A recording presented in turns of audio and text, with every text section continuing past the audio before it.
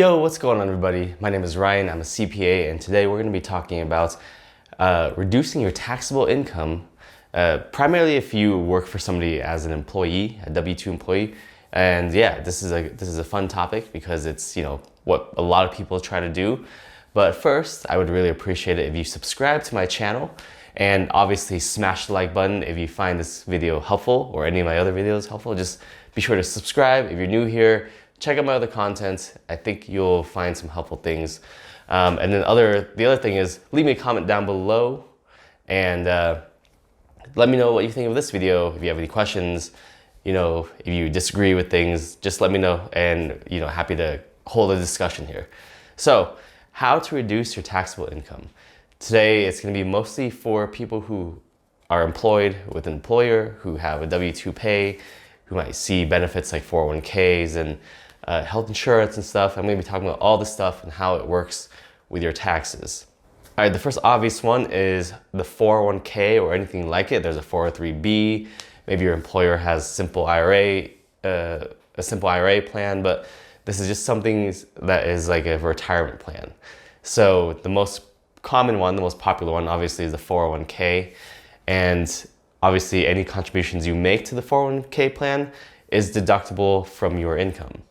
And now it might not be super obvious because really when you get your W-2, it's your gross pay and it already has your 401k subtracted from your gross pay. So it might not seem like it's doing anything, but it is, trust me. You are making contributions of your own to a 401k plan or a 401(k) plan, and 403b plan, and that is reducing your taxable income. And then the money in the 401k or the retirement plan grows tax-free until you hit retirement age, and that's when you pay taxes on it when you withdraw the money out. Now, obviously, you can withdraw the money out before then, but then you're going to pay penalties. The one important thing to note here is some companies offer a 401k option with a 401k Roth option. Now, if you have the Roth option, that will actually not be deductible on your taxes. That won't reduce your income at all.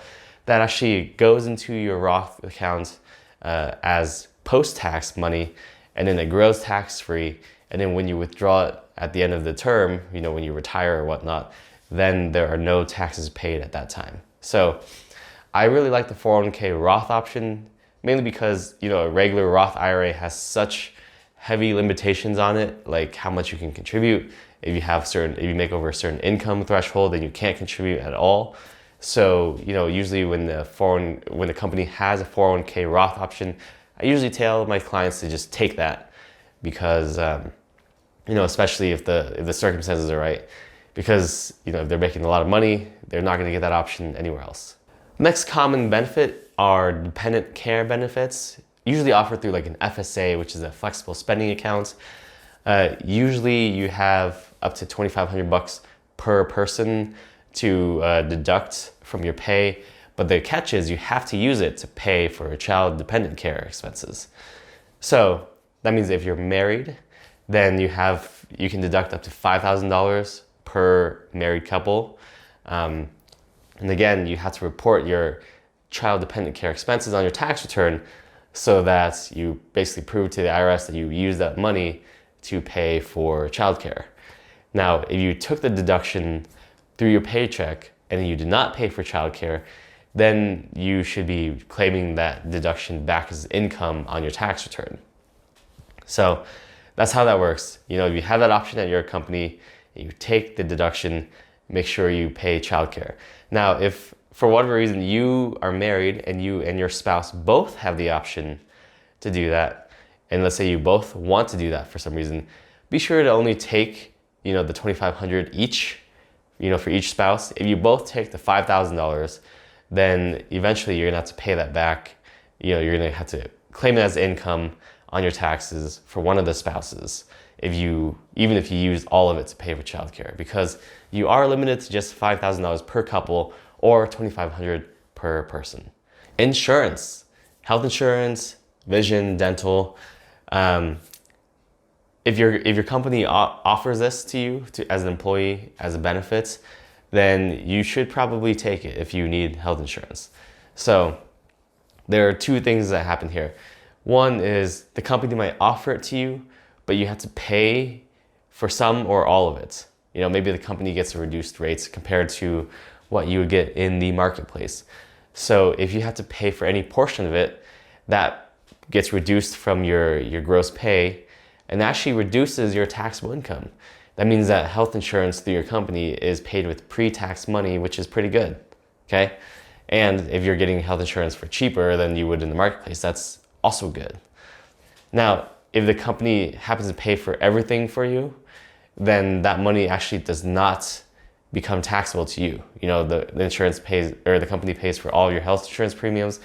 The company doesn't add it back to your gross pay. It's just basically a non-taxable event for you, which is also a really good thing. You know, the company gets the deduction and you as the employee don't have to pay taxes on it. So basically, if a company offers health insurance, vision and dental, and you need it or you don't have those plans already, you should probably take it. And if you already have health, vision, or dental, you might want to reconsider, you know, the plan that you have and going with the company plan, because that usually is more advantageous than anything you would find on the marketplace, you know, for a similar plan. What about an HSA, a health savings account? Okay, so first of all, an HSA is only valid if you have a high deductible plan. You know, if you have a low deductible plan where your insurance company pays for everything and you only pay for co-pays, HSA is not going to work. It's not technically legal. So make sure you have a high deductible plan before you open up an HSA. Okay, so the next thing is, if your company has high deductible plans, you know, that you can enroll in, they might also have HSA banks or plans that you can enroll in as well. Now, if the company has this option, then, you know, typically you can contribute money from your paycheck directly to the HSA bank, and then it gets reduced from your gross pay. Or the company might match or contribute some money for you as well. You know, if you contribute some, the company might match. So any contributions you make from your paycheck reduces your gross pay, therefore reduces your taxable income. If the company matches anything to your HSA, that does not, you know, get deducted from your pay, obviously, and it's also not taxable to you. So that's, you know, if the company matches with the 401k too, if there's any kind of match, then you got to take it. It's common sense. It's free money there. So if the company does not have an HSA enrollment program and you have a high deductible plan, then you can go out on your own and open your own HSA bank account. You know, some banks offer it. I think Fidelity, like Optum Bank, you know, just check with your local banks. I'm sure they'll have an HSA option that you can open if you have a high deductible plan. And if you just, you know, if you just contribute money to that outside plan, you know, after you get paid with your paycheck, you know, after you got taxes deducted and everything, if you contribute to your HSA after the fact, it's still deductible because you can report it on your tax return and then reduce your taxable income that way. So just because your employer does not sponsor any HSA plan doesn't mean that you lose out on the benefits, okay? If you open it on your own, you still get the tax deduction as long as you report it correctly. All right, so what about IRAs? IRAs are basically retirement accounts that are similar to a 401k where your contributions are deductible. However, the contribution limits on IRAs are much lower than a 401k. And I'm talking about traditional IRAs. You know, there's different kinds of IRAs. For this purpose, I'm going to talk about traditional IRAs.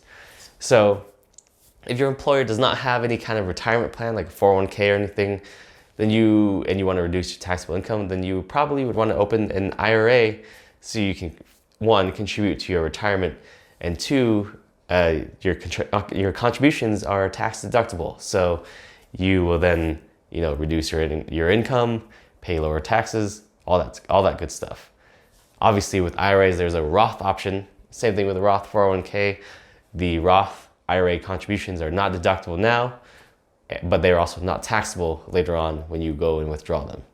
Now, you got to be careful with IRAs. If your employer offers a retirement option at their job, even if they offer it, if you don't enroll in their retirement option, if you don't make any contributions to their retirement options at work, but you contribute money to an IRA, then your deductibility of those contributions might actually be very limited, because the IRAs are meant for people primarily who don't have retirement options at work. But if you do, the contributions you make to the IRA might not be deductible. So it's something to watch out there for. A lot of people still, even if they max out their 401ks at work, a lot of people will still contribute to the IRA, and they'll make non-deductible contributions. You know, you're making contributions that are not deductible, but then when you go and withdraw the money down the road, you actually have what's called basis in your contributions. And so while the withdrawals won't be completely tax-free, the taxes will be reduced when you go and make those withdrawals. So not quite the same as a Roth, kind of like a Roth. The tax treatment is different on the back ends when you go to withdrawal, but still worth it to some people to stow away money and have it grow tax-free, and in as many avenues as possible. All right, the last thing I'm going to talk about today in regards to reducing your income, and I know there's a lot more things that you can do to reduce your income. I might make like another video on those, but the last thing I'm going to talk about for today is the 529 plan. Now, 529 plans are contributions that you make to save for a college education or for some kind of education that is approved by the 529 plan maker. Now, each state has their own 529 plan rules and 529 providers. So check with your state on this, but usually 529s are tax deductible on the state level. That means, you're not saving any money on the federal taxes. You're reducing your income on the state level, which is still something, If you are somebody who makes a lot of money, who has a bunch of kids, who you want to go to college, in contributing to a 529 for each kid could be a valuable option for you, to reduce your state taxes. Some states don't even have a contribution limit on 529s, or some states have a extremely high contribution limit, like $500,000 or something per year. So, another option there. It's a good way to save for a college education for your kids. It is growing tax-free, okay? And then when you spend the money on approved expenses like tuition and stuff, then that is also done so tax-free. Okay, so that's all the information I'm going to give you today. It's kind of a lot, but I appreciate you joining me. And again, if you found this video helpful, please smash the like button. And if you're new to the channel, please consider subscribing. I'd really appreciate it. Take care for now, and I'll see you next time. I'm in the mood for a switch up. I hit the function, hit the rose till I hiccup. I hit the stage and leave with money that's a sticker. She picture perfect, so I told him I'm a flicker. Bill, I'm in the mood for a change up. I leave the city and return with my change up.